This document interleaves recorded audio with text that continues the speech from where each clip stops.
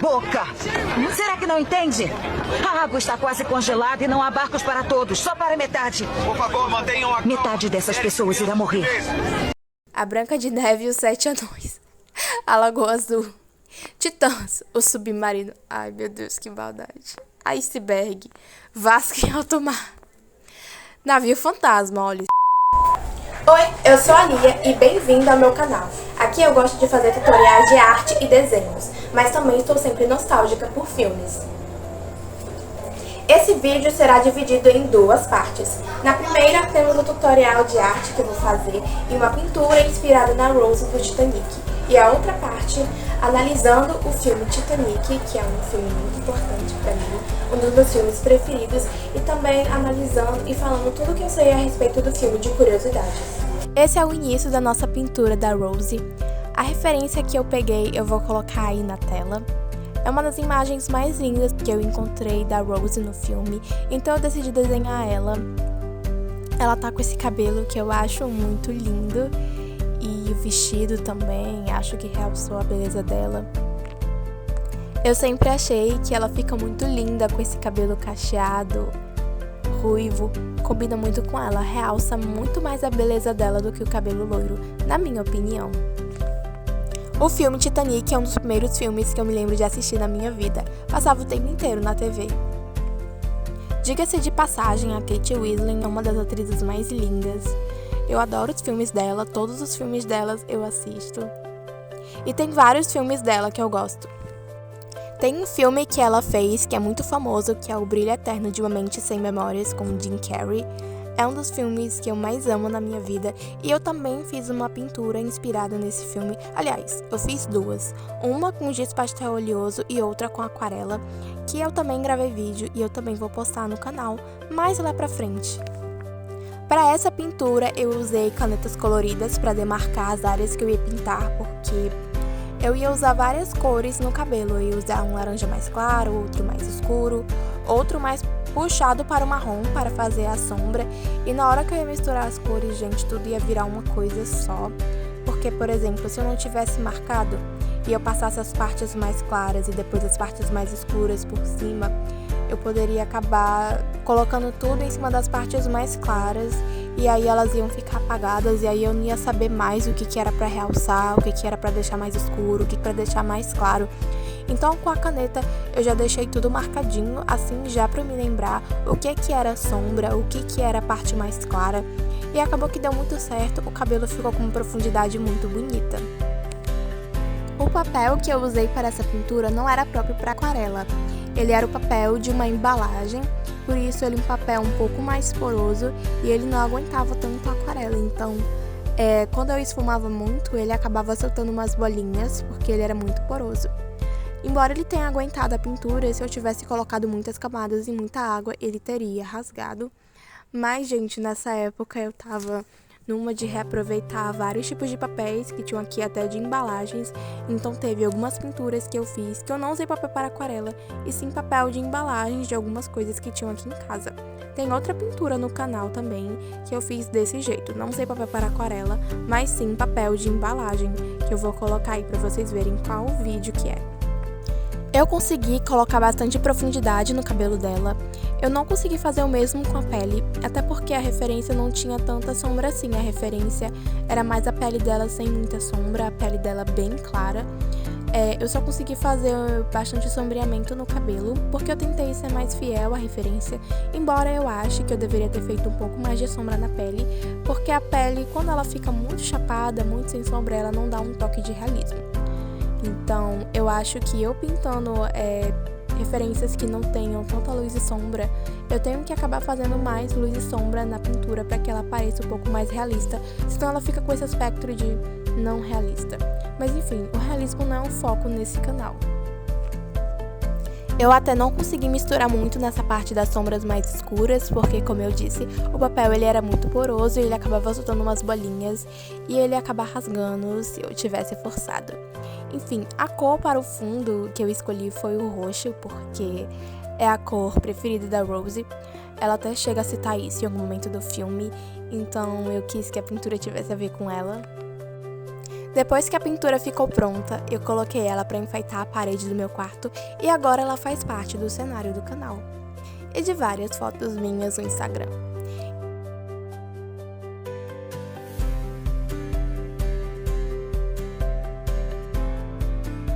Então, pessoal, esse foi o resultado final. Espero que tenham gostado da pintura e agora vamos para a segunda parte do nosso vídeo. Mas será que depois de 20 anos continua sendo um filme bom? Bom, esse filme continua sendo um clássico e é um dos primeiros filmes que eu vi na minha vida. Sim, sei que você tá pensando, é um filme que várias pessoas morreram. Como esse foi o primeiro filme que você viu na vida? Mas sim, foi. Esse filme foi lançado em 97, que foi o ano que eu nasci. É claro que eu não vi o filme a primeira vez em 97, até porque eu era recém-nascida, então a primeira vez que eu vi foi poucos anos depois. Mas esse filme estava sempre reprisando na TV. Inclusive ele reprisou esse ano também no Dia dos Namorados, bem perto daquilo tudo que aconteceu com o submarino da Titã. Mas aí você deve estar pensando, esse foi um dos primeiros filmes que você viu na sua vida e seus pais deixaram você ver esse filme? Sim, gente, nos anos 90 e no começo dos anos 2000 não tinha isso não. A gente via o que estava passando na TV e não tinha muita censura. Ninguém ligava, né, gente?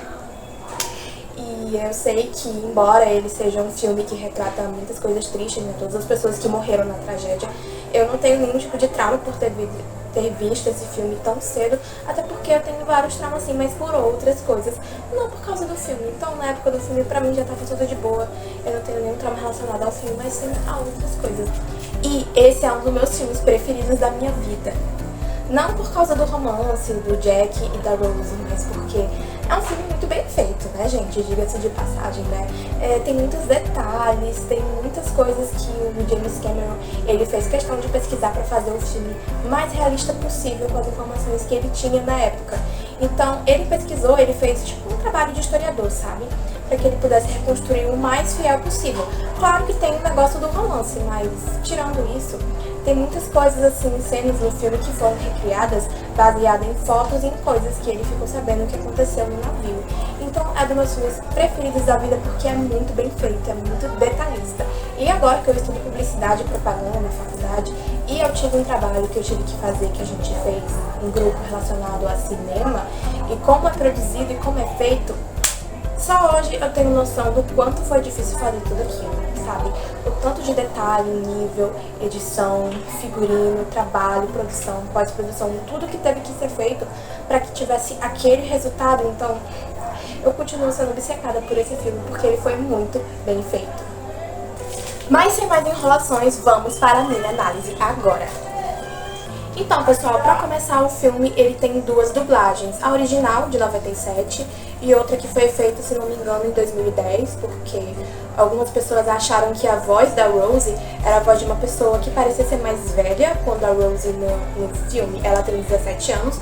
Então, redublaram o filme, eu acho que também transformaram em HD, né? Porque a versão de 97, ela não tem a qualidade que tem hoje em dia. Eu revi o filme na Star Plus e eu revi com a nova dublagem. E a qualidade tá maravilhosa. Não que a qualidade do filme na época fosse ruim, mas gente, 97, né? 97, assim, pra atualmente, né? 25, 26 anos. Então, com certeza eles deram uma melhorada na imagem, porque tava muito linda a imagem. E o que muda realmente é praticamente só a voz da Rose, porque os outros personagens, eles continuam com a voz muito parecida. Inclusive, eu acho que o dublador de alguns personagens continua sendo o mesmo, a mesma pessoa, tá? Realmente só mudou a dublagem da Rose. Vamos começar falando do começo do filme. Gente, já no começo do filme já dá muita agonia a cena de início, porque mostra os destroços, né? E aquilo me dá uma sensação muito ruim, uma coisa assim de... É algo muito antinatural, você vê aqueles destroços de ferro, algo nitidamente feito pelo ser humano, naquela escuridão azul, sabe? Naquele vazio. Naquele vazio azul, então você sabe que não era pra aquilo estar ali, sabe? Que aquilo foi feito por pessoas em que não deveria estar naquele lugar. Então, se está ali, é porque aconteceu alguma coisa muito ruim. Então, você sente aquele frio, aquela desolação, naquela imensidão azul, naquela escuridão, e dá uma sensação realmente muito ruim já no início do filme, sabe? E dá uma coisa muito ruim. Logo no início também a gente tem aquela cena que o cara que tá comandando a expedição, encontrando os destroços do Titanic, ele fala a espessura que tem no submarino e a pressão da água, e ele fala que se não resistir... Profundidade de 2.000 milhas e meia, ou seja, 3.821 metros. A pressão lá fora é de 3,5 toneladas por polegada quadrada. As janelas têm espessura de 9 polegadas e se não resistirem, essa ionará em 2.000 por segundo. E, nossa, revendo esse filme esse ano, sabe? Foi impossível não ligar um negócio que aconteceu no submarino, né? Porque foi exatamente o que aconteceu com eles, né? Eles desceram naquela profundidade, a pressão da água era muito grande e o submarino que eles estavam não tinha espessura suficiente para aguentar a pressão da água. Então foi literalmente aquilo que o cara falou, né? Que se as paredes não aguentar, você vai ser esmagado e vai ser morto. E também me deu uma sensação muito ruim, né? Porque, cara, aquilo que foi passado no filme, né? Realmente aconteceu, né? Realmente alguém foi ali e o submarino não aguentou. Então foi outra coisa que me deu uma sensação ruim também. No início do filme também tem aquele negócio, né, que mostra os robozinhos ajudando a encontrar os destroços do Titanic. E parece que isso realmente aconteceu de verdade quando o James Cameron estava olhando os destroços, né, para que ele tivesse mais informações para fazer o filme. Ele teve a ajuda de robozinhos de verdade. Isso é mostrado em um documentário que tem sobre o Titanic, que ele foi feito, eu não sei se foi com 20 anos de filme ou 25, foi uma dessas duas coisas, fizeram esse documentário, revisitando algumas coisas do filme, mostrando bastidores, como foi feito. Muito legal esse documentário. Nesse vídeo eu vou intercalar alguns momentos do filme e do documentário. Quando eu quiser explicar alguma coisa, alguma curiosidade, eu vou mostrar pra vocês, tá bom? E nesse documentário é mostrado o lance dos robozinhos. E eu já vi algumas pessoas que ficaram surpresas de já ter essa tecnologia em 97. Pessoas assim no TikTok. Gente, 97 também era tecnológico, tá bom? Só que hoje em dia só é mais. Nesse início de filme também tem outra cena muito triste, pelo menos pra mim, tá? Que é aquele momento em que é mostrado o sapato de uma mulher e a boneca de uma criança, que também dá uma sensação de tristeza muito grande e de isolação, porque, novamente, é algo antinatural, é algo de pessoas, de seres humanos que não deveriam estar ali no fundo do mar, naquela altitude. E se você sabe que se tá ali, é porque alguma coisa ruim aconteceu. Então era a boneca de uma criança que estava ali no navio e que pode ter se salvado ou não, né? A gente não sabe. Dá uma sensação muito ruim. Gente, tem uma piada nesse filme que eu acho, assim, intancável. Eu fiquei tipo assim, eu não acredito que colocaram isso no filme. Que é ele falando, alguém deixou a torneira aberta? Tipo, eu acho que alguém deixou a torneira aberta. Sério, eu achei tão desnecessário colocar essa piadinha no filme, que é sobre uma tragédia em que várias pessoas morreram. Eu não achei de bom grado. Nesse filme tem uma frase muito machista de um personagem em que ele diz que não dá pra confiar na Rose porque ela era uma atriz. Tipo, oi? Claro, né? Se a mulher é uma atriz, claramente não dá pra confiar nela. Tipo, qual é a lógica disso? E também, nos anos 90, eu não sei porque todo mundo tinha uma camisa com esse smile, com essas carinhas, tá? Vai entender também a moda da época. Ah, e esse negócio da joia do mar que eles estão procurando, eu não sei se você sabe, mas como eu sou obcecada pelo filme, e eu pensei, e eu pesquisei, essa joia do mar, ela não existe, ela foi fictícia, ela foi inventada só para o filme. Bom, aqui nós temos aquela famosa cena que as pessoas adoram usar, né, pra falar que eles desafiaram Deus e tal. Eu vou explicar o porquê dessa cena. Mas é um navio que não afunda. Ele é feito de ferro, lhe asseguro que afunda. Gente, na verdade não tem nada disso, tá? Ninguém falou isso na vida real, que era um navio inafundável. Isso só tem no filme, tá? Porque no filme queriam ressaltar a grandeza do navio, né? Ressaltar a grandeza do Titanic. Como ele era um navio imponente. Então falaram essa frase que era um navio inafundável. Mas na verdade o que aconteceu? É o seguinte. Bom, ninguém nunca imaginou que o navio fosse afundar daquele jeito. Porque, bom, ninguém nunca tinha batido no iceberg. Eu acho que até hoje ninguém nunca bateu no iceberg, somente o Titanic mesmo. Como ninguém nunca tinha batido no iceberg, não tinha como ninguém imaginar que isso ia acontecer, certo? Então, eles projetaram o navio para quê? A única coisa que eles conseguiam pensar é que o navio ia bater em alguma pedra, em alguma coisa. Eles nunca imaginaram que ia bater no iceberg. Então eles se prepararam, né? Aqueles compartimentos que deveriam encher, né? Que deveriam encher mais ou menos, não sei se era 4. Gente, eu não lembro exatamente quantos compartimentos eram. Mas eles já prepararam para que, quando eles enchessem d'água, o navio ele deixasse com que o peso ficasse dividido por igual. Para que o navio, né, não ficasse pendente para um lado e aí afundasse. Eles projetaram isso pensando em todos os tipos de batidas que ele poderia ter, e aí esses compartimentos iam encher, ia deixar o peso do navio igual e o navio ia ficar safe. Só que eles não imaginaram que ia bater no iceberg, né, gente? Não tinha como imaginar isso. Então, por isso que é dito no filme que era um navio inafundável. Porque em todas as opções que eles imaginaram que o navio pudesse bater, o navio tinha todas as precauções contra isso, para não afundar. Só que ninguém imaginou que ele ia afundar do jeito que afundou, né, gente? Gente, essa parte é muito boa. Você viaja muito para um pobre, a pessoa com poucos recursos. Você viaja muito para uma pessoa com poucos recursos. Pobre, pode dizer. Tem duas cenas nesse filme que são essas de agora que eu amo, gente. Ele falando que o Picasso não vai fazer sucesso. Estava tremendamente enganado. E tem também a outra do Freud, eu acho que ele estava querendo compensar alguma coisa com esse negócio de tamanho. Ai, gente, é quinta série. Enfim, aí o cara falou assim, Freud? Quem é Freud? É algum ocupante deste navio? Tipo, e quando eu vi isso, gente, eu tinha acabado de estudar Freud na faculdade, na matéria de psicologia. Muito bom. E tem essa cena, gente, super vergonha alheia, em que o nosso querido Leonardo DiCaprio vai soltar uma escarrada, uma cuspe, uma coisa assim, e o negócio fica na cara dele. Gente, isso é tão vergonhoso, sabe? Vergonha alheia. Vergonha alheia.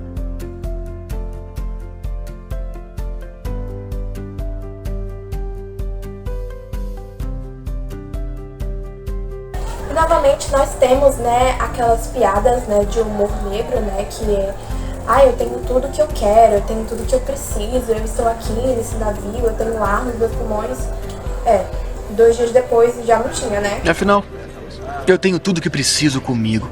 Eu tenho ar nos meus pulmões e algumas folhas de papel em branco. Gosto de acordar de manhã sem saber o que vai acontecer. Enquanto o Cal tá discutindo política com o mordomo dele, sei lá, quem aquele cara é, tipo, capanga dele, alguma coisa assim. O Cal tá discutindo política, né, o noivo da Rose, né, o noivo da Rose forçado, que ela não queria, enfim. Tá discutindo política e a Rose tá lá, dançando com o Leonardo.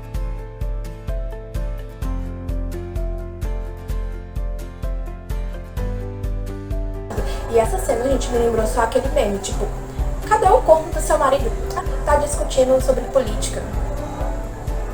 Gente, à medida que o filme vai passando, a gente vai vendo o quanto é abusivo o Cal, o noivo da Rose. A mãe da Rose fazendo uma chantagem emocional básica, né? Nossa, ela falando, você quer que eu trabalhe como costureira para o resto da minha vida? Nossa, muito ruim, né? Força, hein, guerreira? Sério, a mãe da Rose é completamente desprezível, porque ela não tem coragem de trabalhar. Ela já passou praticamente a vida inteira sendo sustentada pelo marido dela. E agora, em vez dela trabalhar, né, já foi sustentada há quase a vida inteira, não. Ela quer prostituir a filha, quer botar a filha pra casar com um maluco desse. Essa mulher é completamente desprezível.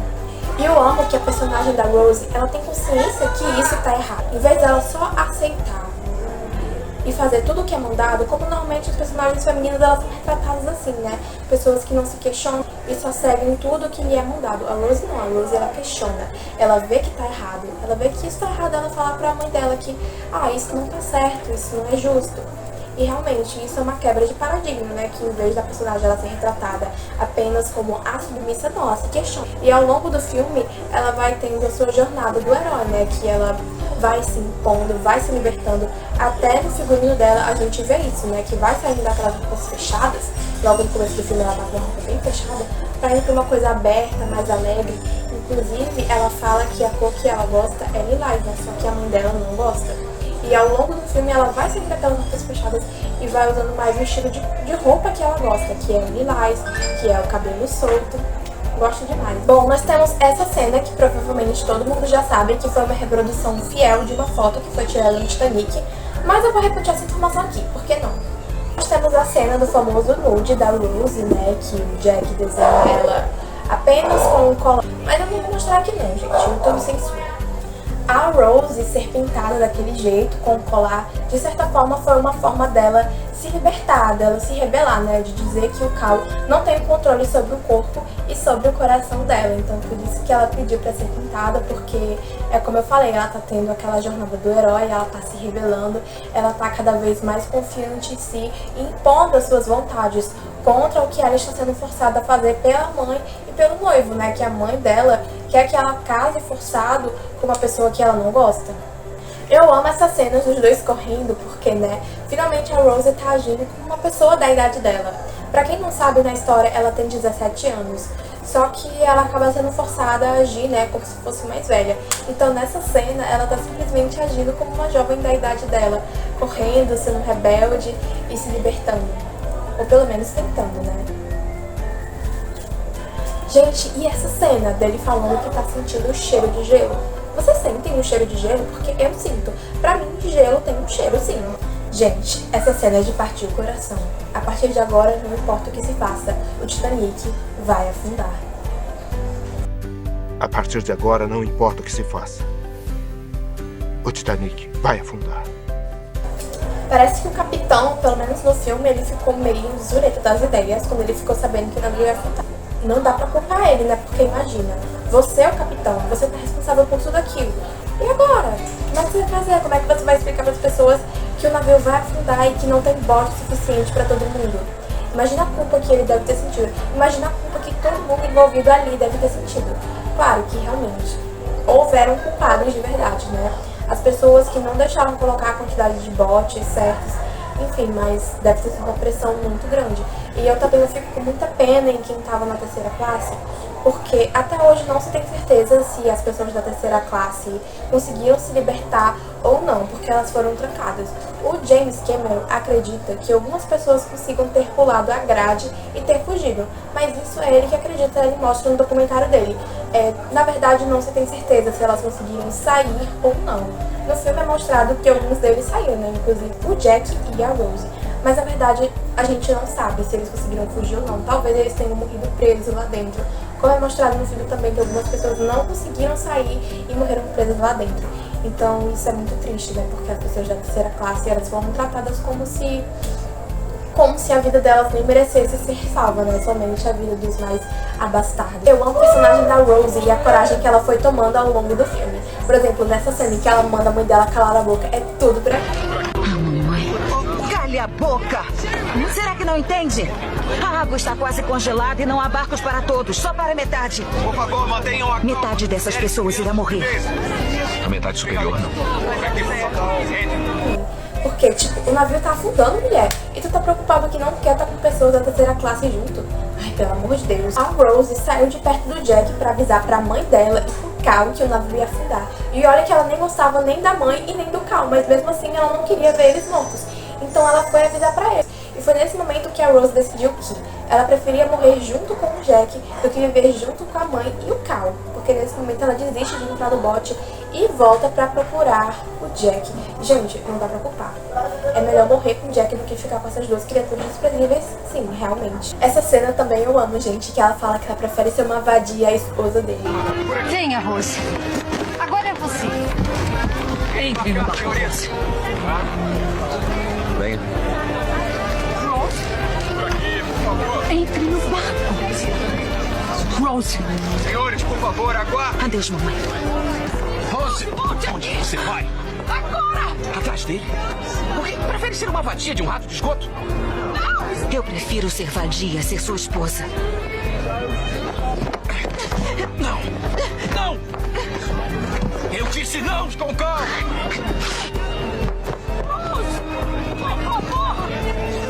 Realmente, a nossa Rose delicada morreu. Aqui só tem a Rose rebelde. E ela até cospe na cara dele, né? Que foi justamente o Jack que ensinou. Muito bom. E aqui, gente, ela tava tão revoltada, tão surtada, que ela até socou o cara. Gente, eu amo demais, porque ela tava assim, realmente, ninguém vai mais mandar em mim. Os sobreviventes disseram que o barulho do ferro caindo na água foi uma coisa tão ruim que nunca esqueceram na vida. Então o James Cameron colocou isso no filme, né? Esse barulho do ferro, né? Entrando na água. Não me pergunte como ele sabe como esse barulho era, ele deve ter feito algum tipo de teste, parte, já que ele ficou tão obcecado em descobrir cada detalhe para reproduzir no filme, coisa que eu gosto muito, né? O filme ficou muito bem feito e o mais próximo da realidade que ele conseguiu. Mas enfim, desde que eu fiquei sabendo dessa informação, eu não consigo mais rever essa cena sem ficar sentindo uma grande agonia com esse barulho. Mais pro final do filme, a gente vê que a Rose realmente morreu, como o Jack falou, velhinha e quente, e não morreu de frio, como o próprio coitado do Jack morreu, né? Então tem a cena das fotos, e a gente vê que ela fez tudo aquilo que ela planejou fazer com o Jack, né? Andar de avião, e que ela foi a atriz que ela queria ser. Então ela conseguiu realizar tudo, pena que não na companhia do Jack. E temos as fotos aí. Mas, falando sério agora, o Titanic, ele só navegou por mais ou menos 3 dias. Eu acho que foi isso, 3 dias. Não daria tempo pra você se apaixonar por uma pessoa e ter todo aquele amor por uma pessoa que você mal conheceu. Então, na verdade, eles foram muito emocionados mesmo. Mas também não faz diferença porque eles não existiram de verdade. Mas se a gente for analisar friamente, foi isso. Só 3 dias. Bom, agora eu vou falar as minhas considerações finais a respeito do filme. Bom, foi um grande desastre que aconteceu em 1912. Com mais de 2.000 pessoas a bordo, 1.500 pessoas morreram. Poucas pessoas conseguiram se salvar, o que é muito triste. É uma morte terrível, né? Morrer ali no mar. As pessoas não tiveram nem direito a enterro. As pessoas não puderam se despedir de seus entes queridos, não puderam vê-los uma última vez, enterrar, levar flores. Só ficou realmente o vazio que as pessoas deixaram, e a dor e a injustiça. Então, é tudo realmente muito triste. E uma série de fatores contribuiu para isso. Eu acho que não foi uma única coisa que derrubou o navio. E sobre tudo isso que aconteceu um pouco mais além. A atriz que interpretou a Rose velha, ela foi a Gloria Stewart. Ela pertenceu à época de ouro de Hollywood, embora ela não tenha feito tanto sucesso nessa época. Mas seu grande reconhecimento como atriz só aconteceu realmente com Titanic em 97. Ela tem uma história muito bonita, gente, porque ela foi a pessoa mais velha a ser indicada a um Oscar até hoje. Então, quando eu fiquei sabendo disso, eu fiquei muito feliz, né? Porque, imagina, você teve um sonho a vida inteira e você nunca realizou. E a gente tem essa percepção de que a gente só vai conseguir realizar os nossos sonhos aos 20, aos 30, e com ela não foi assim. Ela atingiu o auge da carreira dela literalmente com 87 anos, que foi a idade que ela teve quando ela fez a Rose no Titanic.